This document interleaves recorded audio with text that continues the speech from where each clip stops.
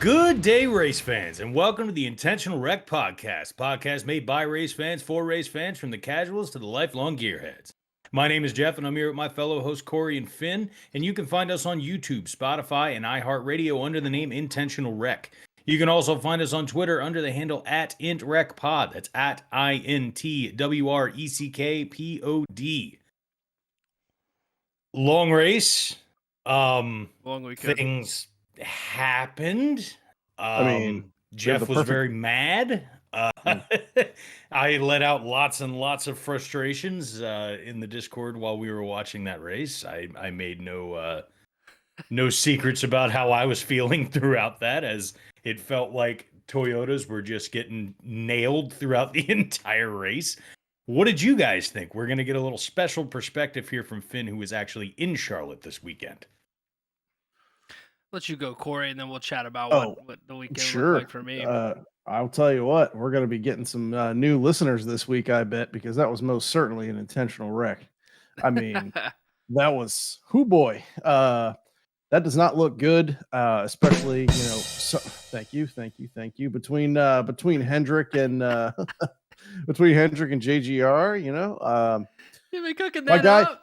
Hey, no, actually, No, come on, not man. you, him. He's got the Where did that he's got the come soundboard ready. He's got the soundboard ready. I'm the soundboard guy. I'm the Blaney producer. gets a dub. How about that? That was a very exciting watch for me. Blaney is my secondary guy that I will root for. So it was the closest I've gotten to the joy that it must feel to watch your driver actually perform well and win a race. But I got a good feeling from watching Blaney win. At one point, we had 5 Fords in the top 6. So while it didn't end up that way, it was a great day for Ford. I thought it was a fantastic race. For my money, the best race that we've had all year. What did you think, Finn? Sitting there in the stands. Well, I didn't actually get to go. That's the downside to all of this. Y'all thought I was Are you there? serious? No, I watched the whole thing from my car. Actually, so some cool stuff I'll talk about here, and then I will actually be able to throw this and post over, so you guys have a reason to kind of watch this. Good thing we're knocking it out early. But no, we made a day of it, but I knew the rain was going to be brutal. So we kind of went down to North Carolina with other plans, but also obviously wanting to see the race. And then race day, I woke up and saw Bob Pockers had tweeted something about the rain's supposed to be gone by 7. If they can get the track dried by 9, they're going to run that thing. So we made the day trip out to Charlotte. Took about 2.5 hours to get there. Wasn't too bad.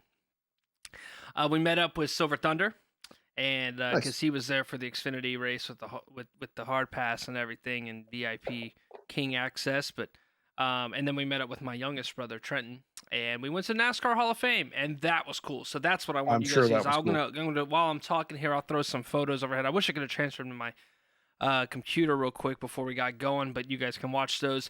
I mean, have you guys ever been, Jeff? You ever been on NASCAR Hall of Fame?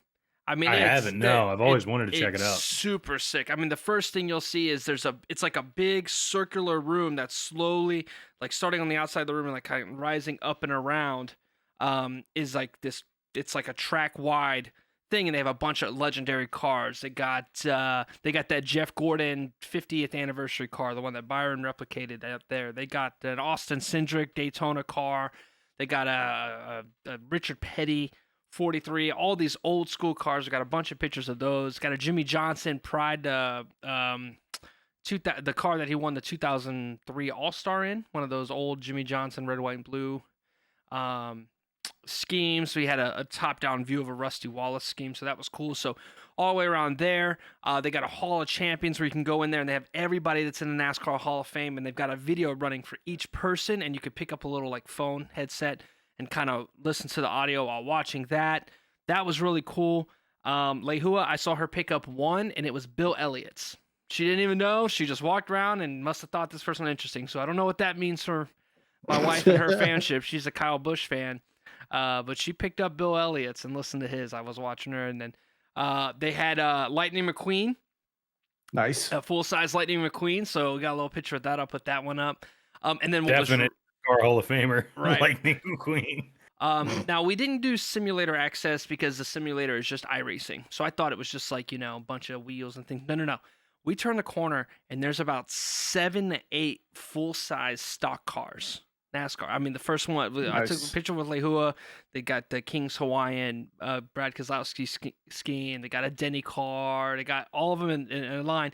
And the windshields are blacked out. And what happens is when you get simulator access, you climb in there, and it's all blacked out, and there's monitors inside. So you do iRacing from inside a full-size NASCAR Yeah, stock that car. sounds awesome. Now, it doesn't That's a move definite gonna or do. anything, but Yeah. you're in the seat.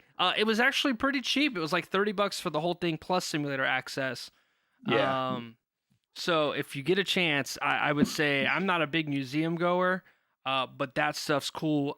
They had a pit stop competition thing, so you go there, you work in duos, and you get the lug nuts off, take the tire out, put it back in, fuel. Somebody has to lower the jack. They have you do it against somebody. Bunch of like, if you're big into obviously historical gear and like fire suits, like Nate, since he makes the fire suits for the teams, not fire suits, but he makes the pit crew shirts. He was very interested in like the differences from, hey, they used to do these embroidered. Oh, now they do these stamped on or, Right. vinyl, and they're thinner or thicker, those things. My favorite thing was they have a big ass thing. It spans 2 stories, which is all Jimmy Johnson's fire suits from where he's won. And then a bunch of stuff. Dang. And they've got, and I'll post it right here, Jimmy Johnson's final ride at Phoenix on the 48. The chrome and purple Ally car. So they got Nice. that there, and that one, it's the race one. It's all damaged up a little bit. He finished 5th. It was all, I don't know if you get to watch that. This was 2020 season. Kyle Larson Chase Elliott won. He started in the rear, drove all the way to the front, won the race. All 4 of the championship 4 finished in the top 4, and then Jimmy Johnson in 5th. It was like a really good send-off. Yeah. It was really epic into that 2020 season. 2020 was the COVID season. So that was really cool. And then what I thought was really dope, and I hit you up about, is they've got in the gift shop, they've got tons of the Lionel diecast, and they're actually, from what I've seen compared to the hauler prices, cheaper. I did end up picking this bad boy up. Nice. So this is last year's awesome. Ally scheme, but this was one of my favorite schemes. I really thought it was cool. It's kind of an off-white. I never realized it was more of an off-white than it was an actual white. So yeah. I'm a complete sucker for the diecast, so me going to that place is probably I gotta stay away from that section. I noticed you did not text me back. They had so many I want cars. I want them all, dude. And Like, they had I mean, a bunch of it's just special paint schemes. It was super sick. But Yeah. so that was that. And then we went and got some Korean barbecue, and then the rain stopped. And we were like, yo, it's like 6:30. The rain's done. And, we're looking, and all the tweets say the jet dries are out. And we're like, oh, shit. And I hadn't bought tickets to this point. Right. We're in this Korean barbecue spot. The last time I looked at tickets, they were 116 a piece. I opened this app. They're 20 a piece. And I'm like, that's a deal. Yeah. Snatch up 2 to go to the race. And they cancel about 30 minutes later. We literally get in our cars after the restaurant. We're like, all right, we're going to the track. Here's the plan, da-da-da. And apparently another weather system was coming in, and it was looking bad. So they canceled, and they ran it, obviously, when they ran it. So that was what the weekend went like. I don't mean to keep everybody too long on my weekend, but Dude, no, that sounds super, super duper awesome. I was listening to another podcast, and they were discussing the Hall of Fame. I didn't even, it never really occurred to me that it would be like as well done, maybe as it is. Yeah. But it sounds, that's somewhere I'm definitely gonna. Dude, they got like a whole thing where it's a full clay build of the next gen Ford. Right next to a full-size Logano next gen Ford. They got that. They got a little thing where it's when the Camrys and the cars were really built to try to look like the street car version instead of their boxier version. So they have a car, and it's half Martin Truex, and then it's half an actual Camry to show, like, right next to each other, the similarities to that. I mean, there's so much stuff. It's multiple levels. The parking's really easy. They have their own parking garage. I mean, the whole thing was just a complete dub. I was very satisfied with that. Just the day trip into Charlotte to do that had me hyped. And then having Nate with us, another big NASCAR history guy, It was Yeah, really that sounds super cool, man. Jealous of that it for was a sure. good time. So if you ever get your way into the 600, we're hitting that up for No sure. question. Just be Oh, I know. And prepared. next time I'm anywhere near Yeah. Charlotte, I want to go there, and I want to go to the Joe Gibbs HQ if I And can. getting so. the simulator, because we would have smoked them cats. That's No another thing question. too, is like iRacing is not for the I don't even know what they decided to do. They had to have put it in automatic transmission or something. No, because they were racing in Charlotte, and I think I saw maybe one guy that knew what he was doing. Everybody else is as you know, you can't hop They in. had there's no. You can't just sit down at iRacing and immediately figure it out. That's not how it Not works. at Charlotte, It takes a little time. and Yeah, not in the Cup car. But No. so as for the race, I did get to listen to a lot of it and kind of watch bits and pieces through traffic. One of the things that kind of highlights the 600 that I was worried, and it looked like a lot of other people were worried about, was the transition from day to night, right? The transition from a sunny setup to a dark, cloudy, midnight setup. When the track is cooled down, the temperature's not there. The comers and goers in that realm, that was something that, with it being at 3 o'clock, I was like, I don't know if we're going to get that true having the race, but it looks like at the end of the night, by the end of the race, it was fully, it was 8, 9 o'clock when the race was ending. So we had that.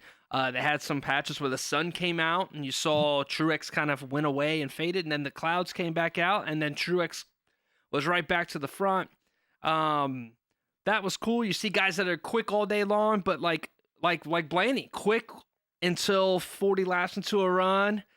Couldn't figure, and then, fortunately for them, they didn't have any long runs near the end of the race. Those cautions kept kind of coming out, and that really played into their favor. They did a great job recovering from that last pit stop, where they did not. I mean, that was the story of the day, right? Willie B's pit crew and only having to go 15 feet to get to the line. That was crazy to me. I mean, if you're a pit crew and you have like 15 pit stops, and on half of them you give your driver the lead, and you still don't win that race, that's gotta be frustrating. But I mean, the 12 was bad fast. One of Willie's last pit stops was 9 flat. They hit an 8.6, and he still he still dropped a few spots. That was insane. Dude, they hit like an 8.6 A7 from what I heard. Yeah, they had an 8-second pit stop. It was incredible, but they were so fast. But Blaney was quick. Passing was great. I mean, you could run everywhere, right? I mean, yeah. The track looked grippy. You know what I mean? These guys were well under control. They were pushing and shoving a little bit. We did see, and I mean, this is the thing I go by. When you see a quality driver lose control, I don't think this was a case where the track was the problem, but Larson just got loose out of nowhere. Right. But everybody else looked real grippy. Bell spun. Yeah, there was guys kind of smacked the wall. But I don't think it was the track, because when you look at what Blaney and Byron were doing all day, those guys were ripping on the restarts. They were super fast right off the line, getting right into it, full tilt, full gas right away. But that's the difference is Larson. Well, Larson spun on a restart, and I think that was just him pushing. That was him pushing. It had nothing to do with tire wear of the track. That was Larson pushing, probably caught some bad wind, whatever. But Bell and Reddick, their spins were late in runs. Well, I don't know if Bell spun. I know he lost control. Touched the wall. I don't think Christopher Bell actually spun. Jimmy Johnson, same thing. That's tire wear. And those guys that are notorious, all of the guys that spun when the tire, like Reddick getting, late in the run, he was trying to run him down, smacked the wall, went through the freaking infield. Chris Bell, I don't know if it was Kyle Larson or Reddick. That Reddick's through the infield was wild to see on TV too. Jimmy Johnson spinning. All of those are guys that are known for driving loose, but those cars were getting loose and really struggling for grip. And I think that they're just, they're just hard to handle. And those are the guys that are known to push those cars to the limits. Whereas everybody else, like Blaney, not a loose car driver. He's like, hey, once we're getting loose, we're managing this thing. He was getting wiggly a couple of times here. Right. And he's willing to back out and relax. Whereas, and we'll get to Jimmy, but that's really what that was. And, but no, to focus specifically on the Blaney win, pit crew did a good job. They managed the race well. all stages. They were the only guys that were in the top 5. That was a really quality win, and that's a team that needed that. Not just because Ryan Blaney snapped the losing streak. One, it's a crown jewel. It's a big race, right? Yeah. 2 and 3, Ford finding speed at these 1.5-mile packages is so crucial. It's going to be so crucial because, I mean, where was Logano? Right. Where was Cindric most of the race? There was a point at which the Fords looked dominant. Right. There was There to an really extent. was. Right. Yeah. There were also multiple times in which the Fords sunk like rocks Oh, throughout. yeah. Like they would That is get true, too. get position, get where they were going to be, and all of a sudden they're just 5, 6, 7, 8 spots back. Hey, Like, buddy, I'm Dude, well gonna aware. bring this up. I have it at the bottom like of my where list. was these bursts and drops? I have it at the bottom, but we're gonna just bring it up to the top here. It is criminal. It is criminal what Stewart Haas is bringing to these tracks right now. Like, Yeah, it's bad. literally the only reason that the Stewart Haas guys had anything was because they have got some of the more quality drivers in the field. I mean, Kevin Harvick, you don't unload at a racetrack and drop. Like, if you have a bad setup, whatever, you could drop from 2nd to 15th to 20th. Oh yeah. Dropping to 30th, bro, First run, 20 laps. in 20 laps is extremely unacceptable for all Kevin Harvick ride. You know what I'm saying? And not only that, Briscoe was about, I felt like a second and a half off the pace, dude. It was like everybody was within 10 seconds of the leader. Then one car was 14 seconds behind the leader. And then Chase Briscoe was 21 seconds behind the leader. Yeah. I was like, holy shit. This is a guy who was competing for the win last year. So the setup is not the problem. They had the setup last year. It's the same car. And nobody, and You would think. right, but obviously they changed the aero a little bit on the Fords, and that plays a factor. But like, I was, and you know what was crazy? Who was hobbling in the top 10, just outside the top 10 with about 20 laps to go? Ryan Preece. Chase Briscoe. Chase Briscoe was. Oh yeah. Oh, dude, they both were. Right. They both were. Right. Preece was up there too. Right, and that's another thing with these Well, long races. You know, obviously Briscoe Harvick would had get- fought back up to 2nd at one point. Briscoe's pit crew would get him up because the 14 pit crew is rock solid. They are Right. really, really good. They'd get him 6 or 8 spots on a pit. He'd be up to 11th. You'd look Right. up and he'd be in 20th. And it's just Yeah. like, all I right. saw that he bounced back, and you know, he may have gotten loose. There's obviously a lot of wrecks going on. You get caught up, checked up in these corners like that on these restarts. Not really a chance to flush out and pass some cars. But yeah, what Stewart Haas and the struggles of obviously Legacy Motor Club. Did you guys hear? I wanna know what Jeff. We gotta let Jeff do a thing, right? about Denny. we're saving for this. I've been waiting.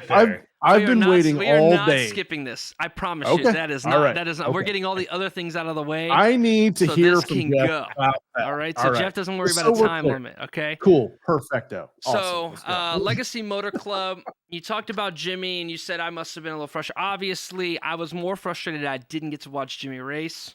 You know, he's kind of, he's my guy, right? I was impressed with the way that he ran. Obviously the spin happened, but I want to throw in something. Logano had gotten the uncontrolled tire penalty, right? Got sent to the back. And Logano starts weaving through and passing everybody. Well, guess who's right behind him? The 84. Jimmy was getting his groove back, man. I was looking at the lap times. Lap times were fine. He had even said it. They had a top 10, top 15 car. And with Jimmy Johnson behind the wheel and a car that can drive, I believe it. I get that the thing and that's the meme and that he's old, that he can't. No. It's Charlotte Motor Speedway. If you give Jimmy Johnson a decent ride over 600 miles, he's going to figure it out. And he was figuring it out. No one's going to question his talent. Right. It's Father Time is undefeated. I would think what people's argument would be there. Well, I wouldn't say it's Father Time as much as it is you're not going to be able to hop into these cars and be competitive. Sure, with no practice and no qualifying. With no qualifying, without being a full-time driver, and having never raced this package. Like if we were racing the package that Jimmy was racing back in whatever, right? No doubt in my mind, he could go in and figure that out. That's one thing. But these cars are not the horsepower that Jimmy was dominant in. These cars are not the aero that Jimmy was used to. Jimmy's used to a car that you can lose it. You can lose it and then save it. Here, even we saw with Larson, the saves that we see now, and Jeff will tell you, the saves that we see now are situations where guys are ass sideways and they just save it from going around. But the caution still comes out. But back then, bro, in the early 2000s and late 2000s and early 10s, the saves were being ass sideways in the turn and then saving it and maybe losing a little momentum, but still going. Now it's just you were still in your position. Possibly, you might lose a few spots. Might have spot. Well, now everybody saves it off the wall now. Everybody save it, but don't wreck, and then the caution comes out, and then they're good. That's what saves are now versus then. And Jimmy wasn't ready for that. Like he said, he went to peel out to go around a car, caught the wind, lost the car a little bit, and then just kind of, he said learning mistakes. And that sucks for them because obviously that led to engine issues and then eventually just retired the car. It really sucks because that's a track that I think he could have. He had to start in the back because of no qualifying. He had worked his way up to the 20s. I think he could have easily been into the 10th. Obviously, a very, very long day. But anything could happen. I was happy. I was happy. It was cool to see him riding around. It was cool to see him passing cars. A situation where Jimmy Johnson overdrove a car and lost it is better than a situation where Jimmy's finished the race in 25th, passing 3 cars all day long. He looked better than either of his teammates, because Legacy Motor Club went out there and just completely laid eggs. I don't know if it was his fault with Noah, but then they hit the radiators and something hit the radiators. Both of them on the same lap, the 43 and the 42. But yeah, I'm with you. Immediately it was like, well, he's the best at Legacy. That was very apparent. There was no question at that point that Jimmy was going to be the thing that at least made saved their day to a certain extent. And even then, saving the day didn't necessarily look great. But it was a lot to be taken into consideration with what Jimmy Johnson was doing while he was out there for sure. Right. The last thing before the big thing, we got the return of Alex Bowman. Again, a lot of the same from Bowman, which was we're not seeing race winning speed and we're seeing long run speed. But he was passing cars, he was getting in there. Obviously, got to work out all the kinks to make sure he's back. But in one race, after missing all of that and having 60 points deducted, Alex Bowman is back above the playoff cut line. That's not surprising. I wouldn't say so. He's good. He's had a good year, right? All things considered, he needs to get a win, I think, to make it into the playoffs. Speed. Yeah, but he needs short run speed. One more little thing to bypass quickly: Almirola and Bubba Wallace, giant nothing burger. That was just 2 guys working shit out. Yeah, that's the stuff that we should be praising in the sport. Not necessarily somebody putting hands on another person. But hey, tempers flaring. They handled it off the track. They didn't wreck each other on the track outside of the little thing, but it was. But I don't think the issue was because something happened. I think Bubba got mad at getting ran up the track by Almirola, so he flicked him off on track.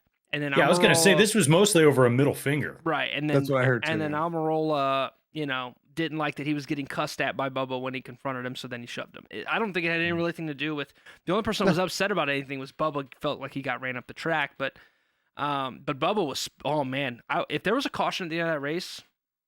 Oh yeah, Bubba was big time. Oh, he was coming. That was the thing that really there was I was watching the end of that. And I'm going, oh my God. He just blew past I just kept Reddick. watching him. Every caution, he's up 2-3 spots. He's up 2-3 spots. They get a couple of laps in, and he'd find his way through. And I'm like, the 23 is quick. The 23's got a shot at this thing. Yeah. If there were 10 more laps in this race, and it would have finished the same way that it did, I don't know, man. I think you need a caution. He did get behind Reddick and got stuck. Because what was the finishing order? It was Blaney Byron.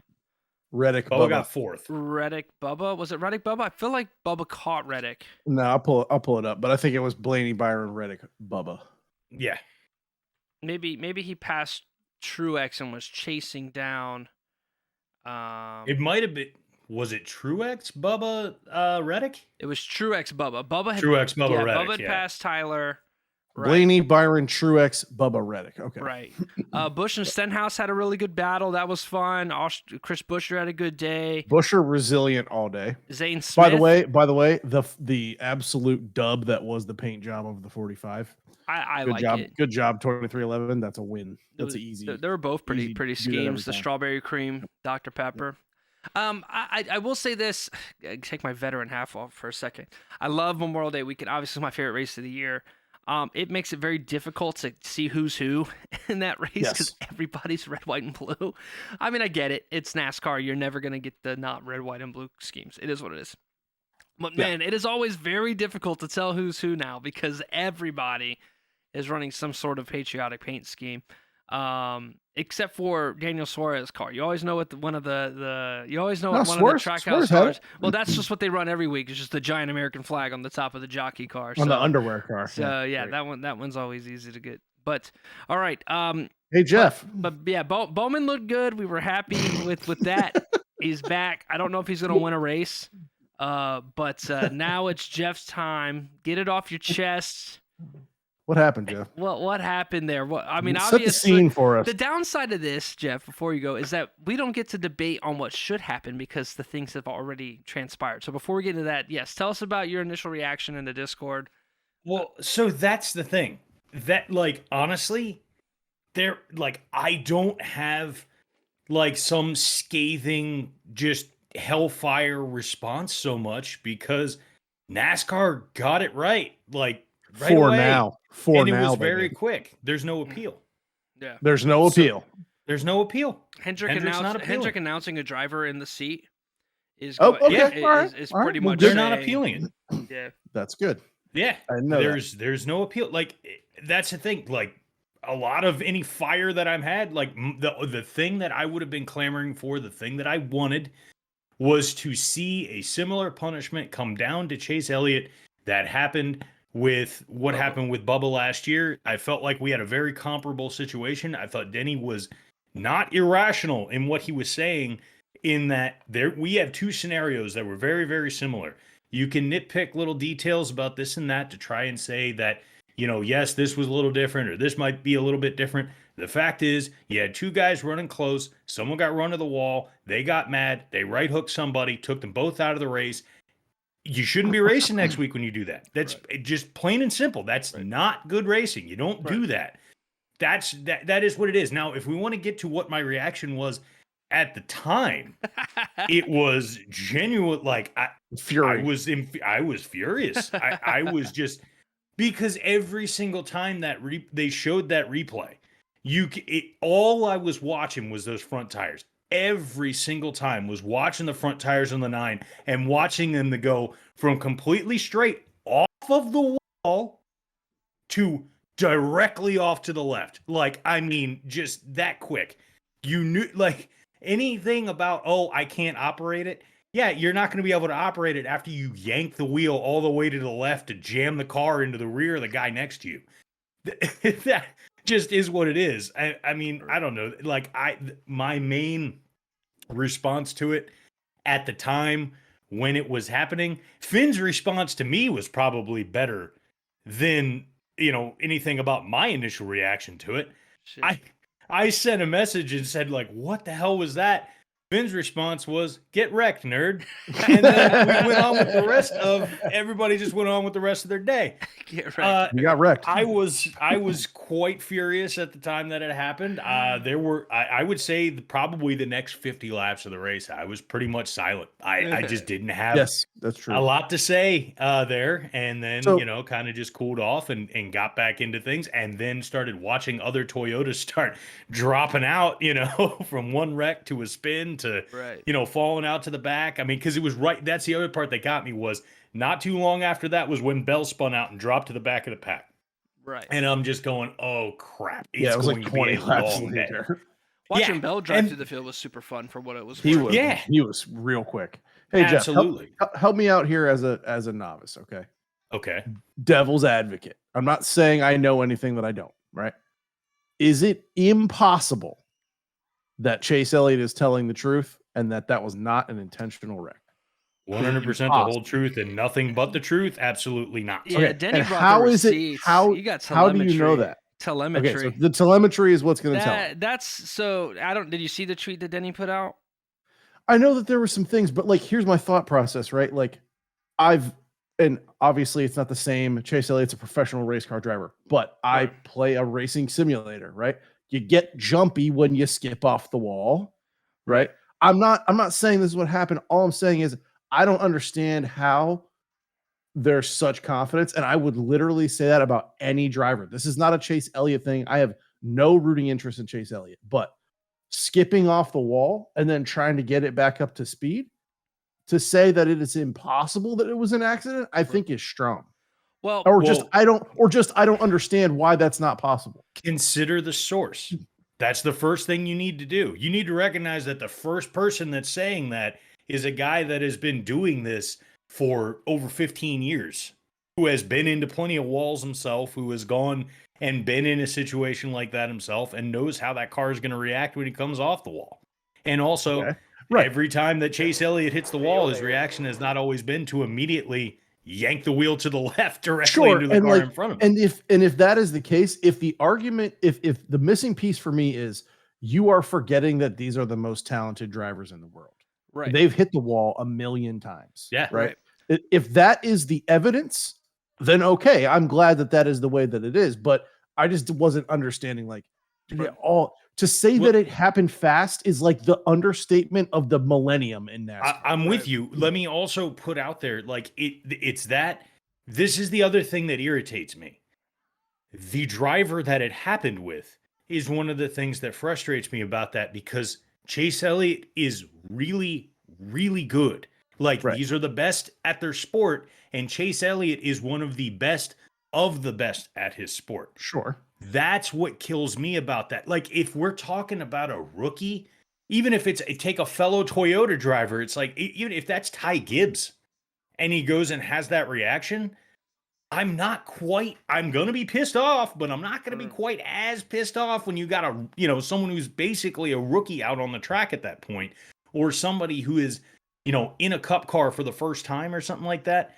The consideration there is going to be different than the guy who was, who's coming off a championship within the last couple of years, and a guy who is notoriously one of the best in the sport. As talented as they come. Exactly. Right. So straight up, to throw in my piece, and then we'll watch this because this has a lot of what I would say evidence for what we're chatting about here. Looks like my Discord's got a little thing popping up on the screen here.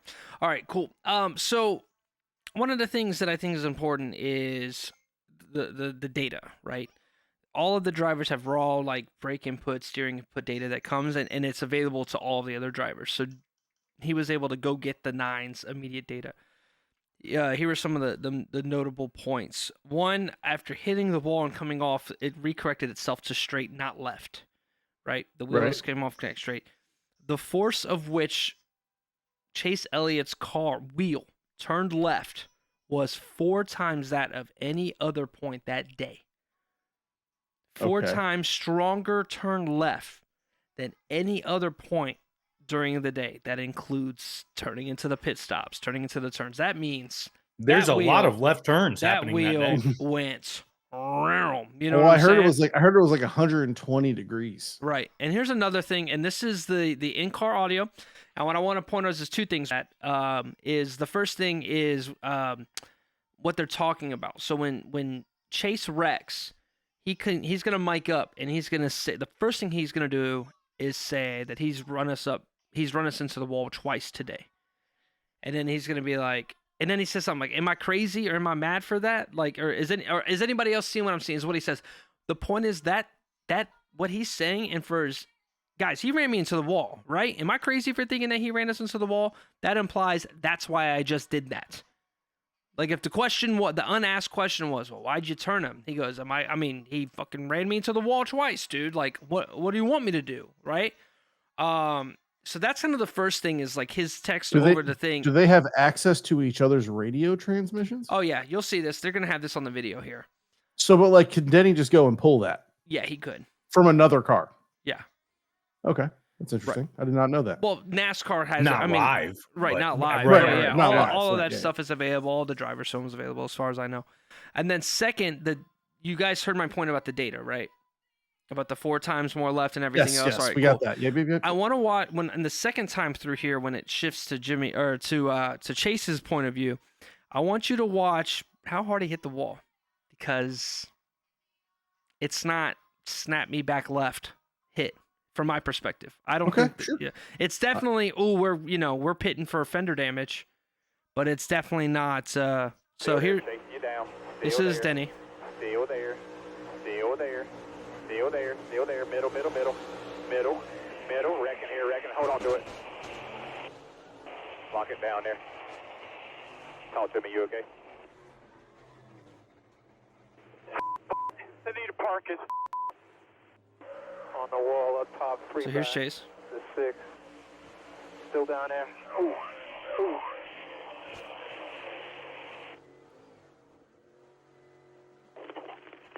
Ran over us twice in the last 4 laps. Did I miss something there, or no?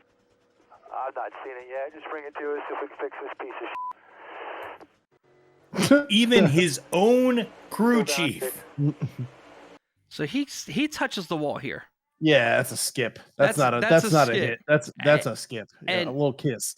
Now, granted, we are entering the tri-oval here, and everybody's kind of naturally going to be moving left. But I mean, look at how violently this car goes. Still down there.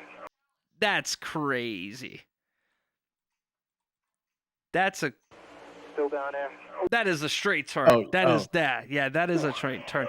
Now, this is what I think. If Yeah, there's the angle of that turn, he's ending up in the infield if Denny's not there. right. By far, Right. like by a lot. If there's anything that would, if the question is Chase a dirty driver after this, the only thing I think of is he might have think that he was going to door him, and maybe Right. caught. Maybe after A a little little- bit of a- contact, right. caught. A little Maybe further then he rear caught than he Brad, thought. and then that moved him. But I don't think. I think it might have been a situation where he did it and was like, "Oh, well, to turn and you getting wrecked." Well, I didn't mean to. I went to door you and give you a little shove back, but maybe he got a little bit of a run off the tri-oval, hit him. I don't know if he meant to right rear him, but he meant to hit him. That is Yes. 100% clear. And I'm not going to sit here as a suspension committee after watching what happened to Bubba and say, well, he may have not meant to right rear him. It was because of potential. No. You right rear somebody. And then it takes, if I was Denny, I would just replay the in-car cam of him getting hit so that they can watch how violent it was and how violently he tried to save it and had to really rip his hand off the wheel and go, holy shit, inside the car. Very big deal there. Especially since we've had multiple drivers miss in this new car with concussions. Obviously, There's that a was precedent. obviously that's It's a a separate. precedent. That's the other side of the car. But again, safety is always an issue, especially at the tri-oval. And then the last thing too is, again, you talked about the precedent. NASCAR specifically said last year that they were suspending Bubba for what happened on the track, not what happened because he got out and started shoving Kyle Larson. Which I was really upset about that, really specifically. I don't think you should ever be able to allow two drivers to touch each other that quickly after a wreck. After the infield care center, cool. But if you get smacked at a mile and a half, Yeah, you're not allowed to makes just start sense. shoving somebody around. I understand why Bubba was frustrated, and like we mentioned last week, Larson kind of has himself a little bit of a reputation is driving people up the track and forcing them in the very uncomfortable positions. Not so much like Ross, where he's just uncomfortably in the wall. But yeah, no, that's a big problem. But they said, hey, it was because of what Bubba did on the track, not what he did. So we can exclude that from the thought process. So we got another guy getting right reared. All right, that's that. Cool. Suspension. I don't think we all disagree with that. I think that No, I mean it makes sense. I'm just still learning how the thought process works, right? Yeah. How much of how far, because they both denied it.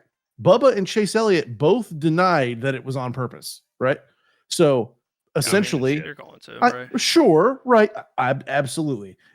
And I'm just I'm curious to see the evolution as during my fanhood of where that line is. Right. That suspendable line. I think Chase Well, is gonna drop a message. Like, give it a day or so. Chase is probably gonna drop something, a PR thing that says, apology to Denny Hamlin for I'll do better. Yeah. right, and then Sure. we'll move on from it. Chase doesn't really have a wreck people past, and at least in my mind. But Chase is annoying because he's the most popular driver, and his dad is his daddy. Nepotism guys don't like that. People don't like Hendrick, but he doesn't have a. He's a fairly clean racer. So one skid on the thing, and Denny is going to be mature enough to move on from it if Chase is willing to move on from it. Right? He obviously won't move on from the one stuff because Ross Chastain continues keeps to wrecking happen. people. But Right. if Chase can put it away, the way Denny Hamlin has to look up to the champions of this sport to gain respect around the garage. God. It's probably in his vest. Full knife twist. That is not okay. I kid. Don't let us still be doing this podcast. But I guarantee you this. When if the 11 Wins is the a championship team, I thought I was going to get it. I thought I was going to get it worse. insufferable. I thought I was going to get it worse for Blaney winning. But I mean, it was a well-earned win, man. It wasn't like those Byron cheap wins. Well, if Corey didn't suck ass at fantasy this week, you just might. But the thing that I wanted to, the last point on this that I was going to make to what Corey was saying too about trying to grasp on the evolution. Yeah. One of the things to take note of is NASCAR is absolutely cracking down and trying to make sure that they are enforcing penalties when you right hook somebody. That is an actionable offense. Whether you costs. say it's intentional, not intentional, Right that's hooking is a no-no. right, Period. Right. You can't do it. You're going to get suspended even if it was legitimately an accident. Right. Yes. Because that's kind of what I'm coming to. If you put somebody right rear them, nose first into the wall, that is the essentially most dangerous thing. It's a helmet to helmet that type can of really deal. happen. Hey, Finn's away right now, so he's just going to come back to this and hear us telling him that Blaney was amazing. How great was it? I was the whole time, all I could picture was just Finn sitting in the stands in Charlotte going, I drove all the way down here. I spent money to I can't believe you walked away for a second. Oh, enjoy, buddy. Enjoy. We're good. I was gonna say, Blaney. If you guys are chatting, I won't. Oh, we're gonna keep it. You'll find out. Don't worry. That'll be good. Listen back. That'll be good to watch. But either way, a well-deserved win. The 9/11 drama. Well, I shouldn't call it the 9/11 drama. I was gonna say on Memorial Day weekend. But no, I mean, point is as we get forward to moving on from Charlotte, obviously the rain was really, really annoying. And best race of the year yet? Second, Jeff? I think it's the second behind Kansas. Yeah, I did definitely put. It's in the talks for sure. It's we'll see only how the rest second of it goes. behind It's top Kansas three. because I didn't get to watch the whole thing, and B, because the rain is such a Debbie Downer on NASCAR. It just kills so much momentum for a weekend. It's like death, taxes, raining at my favorite tracks, and Denny getting beef with a Hendrick driver for no reason. Also, the package continues to just show off at the mile and a half. No reason. Yeah. Right. It was a healthy rebound from Darlington. Clint Boyer, as I rolled my eyes so far in the back of my head, I could see the U-Haul behind me, was saying, well, Darlington was a spectacular showing. Shut up. Nobody could pass. Track sucks. This was 100 times better than Darlington. So what you're saying right there just might be a real nice lead into victory lane there, Finn. Yeah, go ahead and take your flowers here, Jeff. Go ahead. I will take another victory lane, and I'm gonna do two things. I'm gonna try and mix a little happy, and I'm gonna beat a dead horse, and I'm going to also express a little joy. So first, I'm gonna take the club out and take a swing at this horse, and say, I cannot wait. Or let me rephrase. I really hope that all of the producers and everybody at NBC has been watching very closely at what Fox has been doing so poorly this entire half of this season. Like I said, and there's I know a battle for the lead, and Truex Truex is going to catch this bunch. Oh my Whopper, God, Whopper, the amount of times. Oh, dude, it was throughout the first stage so many times. It was like I counted we watched 2 instances of the camera move into a battle for the lead. Yes. 2 cars making a run to try and get up to the front and get within a car length. And then there's a commercial. And not only do they cut from a commercial, it's a long commercial break. Like one of those where you're like, is it over yet kind of commercial breaks. And they come back and the new leader that happened on the break is 3 car lengths ahead of the guys that they went and they were just fighting with. The and they're first 2 gone. passes for the lead were not shown on television. No, it's Of the entire race. absolutely insane. And Wild. then we had the first caution.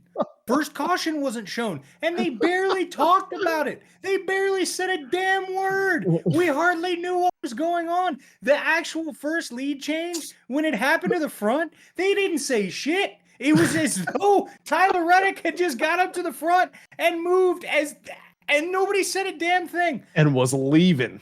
Oh, it was just infuriating to watch that. And I'm like, how?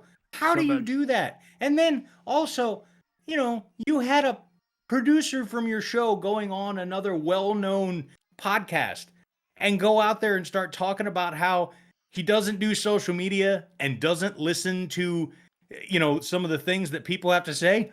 Dog, you better open your freaking ears. Like, for the love of God, people have been trying to tell you all year that your broadcast sucks. It's awful. Mike Joy's not recalling things. David Reagan called Noah Gragson. Tony Stewart, who I love, is terrible. Tony needs to focus on his cars not being Xfinity cars and Cup, dude. TV. You know what? Tony's good.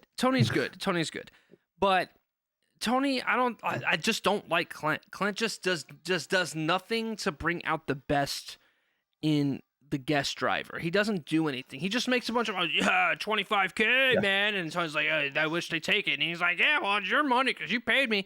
Yeah, Clint, you underperformed for Stuart Haas. We know. That's why you're still in a driver's prime age and Chase Briscoe drives the car. We got it. All right? Yeah. You were better when you were finishing 14th in the Jack Daniels car. Jesus, dude. Like I don't mind Tony. Tony wants to talk about things and wants to talk about technical things on the track. There's just nobody to feed off of. There's just nobody to give or take. Also, that's who Clint's supposed to be. His cars are terrible. Each other, get out of the TV booth and go figure out the car problem. I've been saying that for weeks. Like, I'll be very glad when NBC takes over because Tony Stewart can go figure out what's wrong with his race team. Junior's just stop worrying about TV. Yes, I agree. Yeah, sorry, Jeff, what was part 2 there? Yeah, Junior's just gonna be better. It's just gonna be better broadcast all around. It's completely. So now that I've had a chance to calm that down, I'll finish out victory lane with a little joy. This past Sunday, we had the Indy 500. I love the Indy 500. I love it every year, watch it all the time. And this race, although it got real spicy down there at the end and, just generally wasn't necessarily regarded as this, quite as good of a finish as it could have been, even though seeing Newgarden take the win was awesome and watching him run out to the crowd and go and celebrate and everything, that part was awesome. By the way, he wasn't trying to celebrate with the crowd. He was trying to find out where that tire went. Yeah, he was trying to see and make sure people. Somebody almost died via race-worn merchandise, or race-used merchandise, dude. That was crazy. We were watching that, and we watched that replay of the tire fly up and over. And at the end of the race, I don't know if you saw, but they had the woman whose car the tire hit. They brought her out onto the track and let her go and touch the bricks and, just kind of meet drivers and get into it and have a good fan experience, which I know if I was in that position, I'd be like, guys, you know what? This is awesome. I really hope this is coming with you paying for the damage to my car. Can I have my first question is, are you paying for it? Second question is, can I keep the tire? And then third question is, so I'm getting tickets for free next year, right? I don't want the VIP experience after this race. Don't let me touch the bricks right now. I'm traumatized. Yeah. My car I'll take covered parking next year is what I'll take. Right? Yes, I want covered parking next year. I want the VIP experience. Was she a super baller? Because that was a really good parking space. Yeah, like I I'm imagine. saying, she was driving a Chevy Cruze, but she was less also than in a 100 sweet yards spot, off the so. track, dude. Less than 100 yards from the track surface was where that car got hit. Yeah, that's Yeah. pretty crazy. Wild. That's a good parking spot. Good for her. It was, but all in Good all, is As a subjective. dad, I'm impressed. the Indy 500 was fun as it typically is. It was tenacious. It was everything that you expected throughout the majority of that race from the Indy 500. It was, as somebody else had put it, is that this track does not give you anything. You must take everything that you can from it. And that's the best way to describe it. And that's how that race was. And as somebody who roots for Arrow McLaren and thinking Pato O'Ward was going to get his win, and then watching him essentially take his trip over towards the grass and then get bumped out of that race, as bummed as I was for that to happen, it epitomized exactly what that saying really means, is that anything on that track you want, you have to go and take it.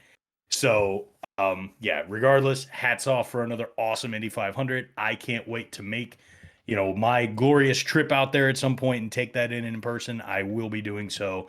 Regardless, that's my victory lane this week. Cool. And When are we getting the Brickyard back? Can I please God see a Brickyard? That would be amazing. As soon as they I can would prove the love that. tire won't shred. The don't last get it, one was dude. brutal, but and also in other news, there hasn't been an on-track pass for the lead in Monaco F1 since 1996. I did hear that. So, It's that hilarious. track probably was boring. I literally just texted the That race was guys. so boring. I said, "Hey guys, which McLaren won at Monaco?" Like Yeah. it's such Neither. a bad product right now. F1. I mean, I don't want to come in and just trash F1 on the pod. No, but dude, people It are is. obsessed with it because of a Netflix series, and I don't get it. Well, it's the Netflix so series boring. is really good. I'm sure. The I've racing never is watched good. it. awesome. The I'm racing, sure it's cool, but like those same people would have laughed at me for my sudden interest in NASCAR. right. And it's like just the guys, product is 1,000 times better. I Well, don't care what the anybody issue says. is the product for F1 from third back is pretty interesting. The Ferraris battling it out with Alonso, who's having a career resurgence, finding some speed and pace. The McLaren's trying to recover. Obviously, Mercedes trying to figure out their things, but they can compete with Ferrari and those guys. But first and second are going to be taken every week. Who finished second? Was it Checo? Was it the McLaren's one too? I honestly, it wasn't the McLaren's. Because I know Norris was about Not 5 spots McLaren. back. Sorry, not McLaren. Red Bull is what I texted you guys. Okay, so Alonso went second. Ocon got third, and all right. So check. The leader won by 27 seconds, dude. Yeah, Verstappen was there. That's stupid. The car's too big and the track's too thin. Dude, There's no overtaking that happens up at to Monaco. ninth place, bro. He lapped up to ninth place. It's bananas. A full second for and the 6 closest driver was 28 seconds behind him. That is, if that happened in a NASCAR race, it would be the most boring thing that's ever happened, dude. Just boring. Right, 27 Wire seconds to wire. is a lap at most tracks. So yeah, that would be that. I mean, it would be. That was kind of Sonoma last year, wasn't it? I didn't hate Sonoma. They just couldn't really pass, and the road course package was still being worked out. I think stages is going to change Sonoma this year. I'm very interested to see that, and that's a key Agreed. thing coming up with the Chicago Street Race. Another road course without that. Oh yeah. Oh yeah. Give me every single bit of that. I cannot wait for that Chicago Street Race, dude. That is going to be so awesome. And I will say this for the Chicago Street Race and the whole Chase Elliott thing, to kind of wrap that up. I'm glad he's not missing that one. Right. Because I feel like that's the kind of guy that you need for that event. Right. You know what I mean? So Yeah, and Corey, for honestly, from an F1 perspective, this upcoming race, the Spanish Grand Prix, a little more interesting to watch. Watch Bahrain, watch some of the other notable races. It gets a little more interesting. But I am on the train that at this point, especially this season, there has been no parity. Verstappen is just that he's just completely running away with it at this point. yeah, But Checo's the only other F1 guy that's fans- going to win a race all season. F1 fans, go enjoy your TV show. I'm going to watch some racing. Hell yeah, we're going car Okay. racing. So, do you have any fun facts for Gateway, or if not, we could just hop right into it? I can get us some fast facts for that. That's no problem. I absolutely have those right well, here. I'll talk So, a bit. Gateway is Well, here's the thing. Gateway, it's weird because we just started racing Cup there last year. So you don't have a lot of facts. It was Right. mostly known as a road course for a very long time. And the Xfinity Series, the Truck Series have run there for a while. India's run there for a while. There's quite a thing. Like, it's new for Cup. But the fast facts that I got at this point was that it broke ground in 1967 and as a drag strip. And then 1985, they started using it as a road course. And then it became an oval in 1997. And then in 2022 was when the NASCAR Cup Series actually started racing there, where we saw Joey Logano get that. So there's not even much of a point in doing many, lap records per Cup because there's just, there's not much there to it. So we just, Who cares? it's young 2 years. for NASCAR Cup Series to really put out too much in line of fast facts for it. But we'll get there. It is It's a track. really flat. It is a track I'm concerned about. It is very flat, and as you guys can see here, the track has two very distinct turns, right? One's a lot flatter, the other one's a lot more open. That can make interesting for setups, right? Do you sacrifice speed in one corner to be faster in another? I know that this is a track that they shifted at last year, and I don't think that the shifting tracks have done good in terms of passing, right? They're shifting at Martinsville, they're shifting at Richmond, they're shifting at, what was another short track? Darlington. I guess they're shifting in Darlington, but that's super banked. But yeah, the point is the shifting tracks. Phoenix, they haven't done too hot this year. It makes it almost a little too easy to drive. So I'm curious. It is the birthplace of the Chastain drama. So we're full circle here, right? That's the one where he got into it with the 9 and the 11. Yes, two different cars in different instances in the same race. Right, two ex-girlfriends fighting over him. That's what. This is the race where Denny was like all over the track trying to shut Chastain down. Yeah. This was where he was buddy. throwing a lot of blocks. That was where he was just basically having some fun because it had been building for a few weeks prior, and this was the first time that we actually saw Denny make a move against, to actually push back. Retaliation. And that was when he jumped up in front and essentially just traffic blocked him for a few laps and made things pretty interesting. So you mentioned Logano won last year. I can't really remember if it was. I'm going to have to sit down and rewatch this one and see what it looked like last year, because obviously the big talking point was the Chastain drama. And there's a lot of restarts, if I recall. There's a lot of restarts there, and that was a big thing with that.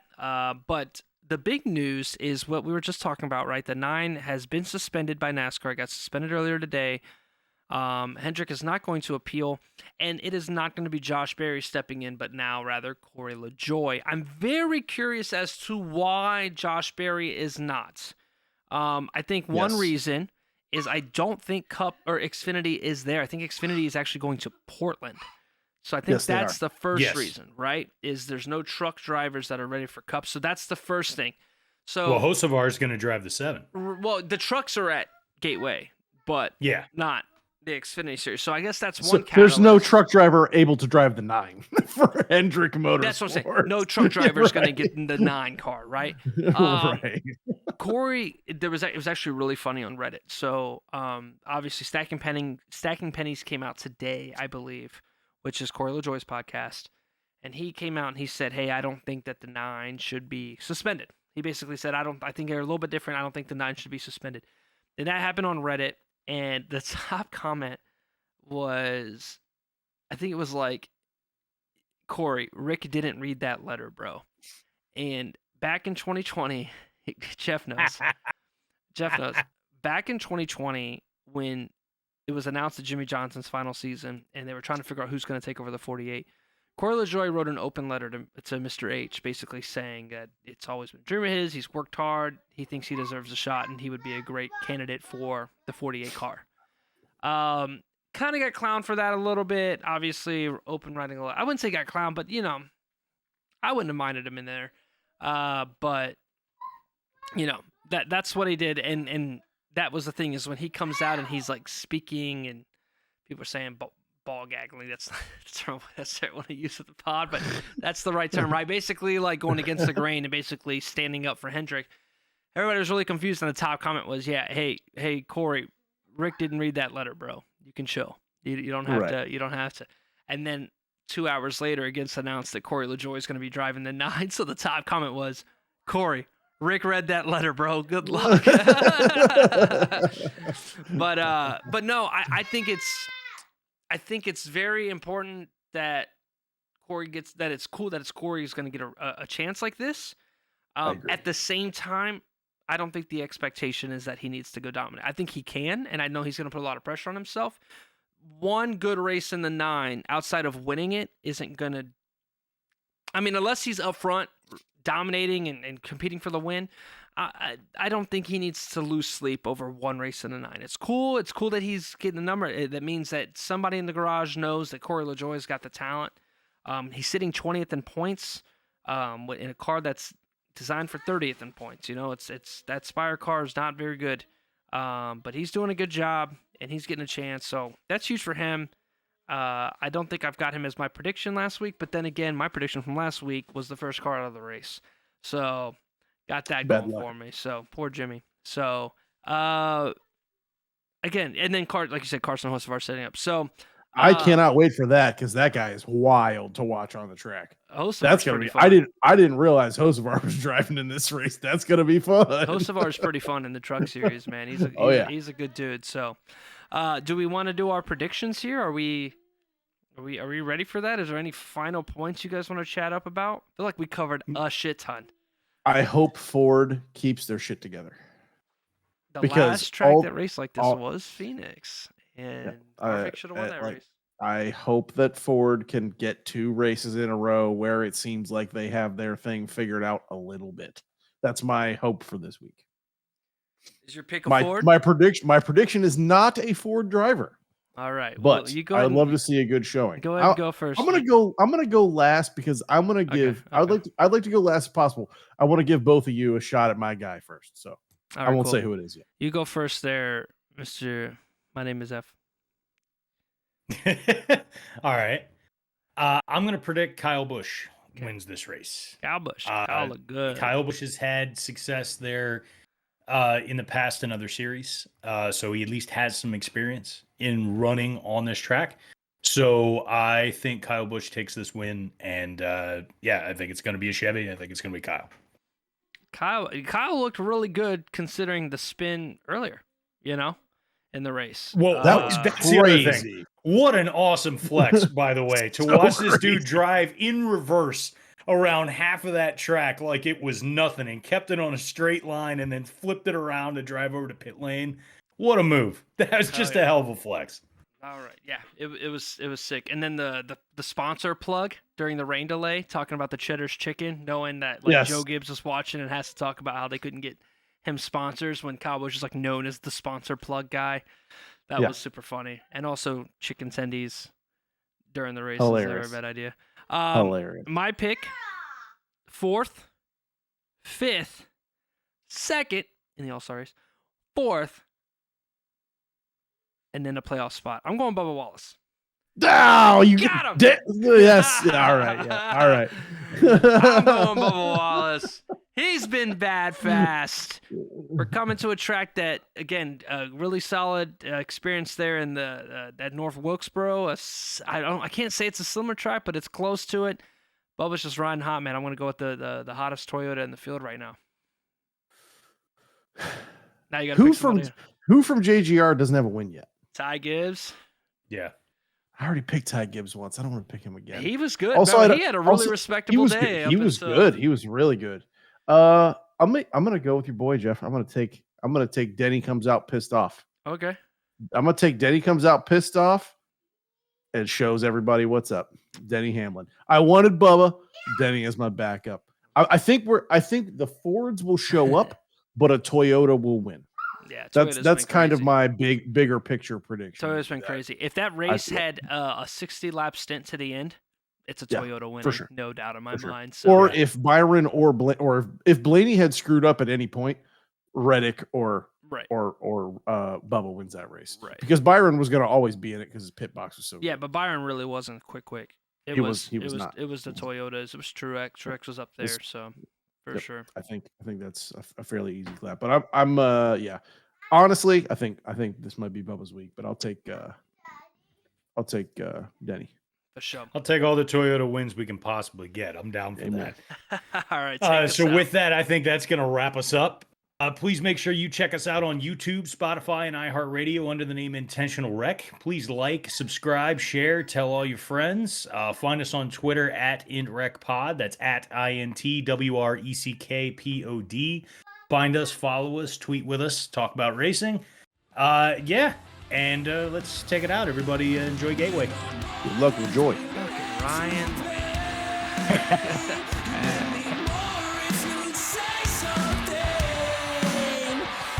Can take what you want from me.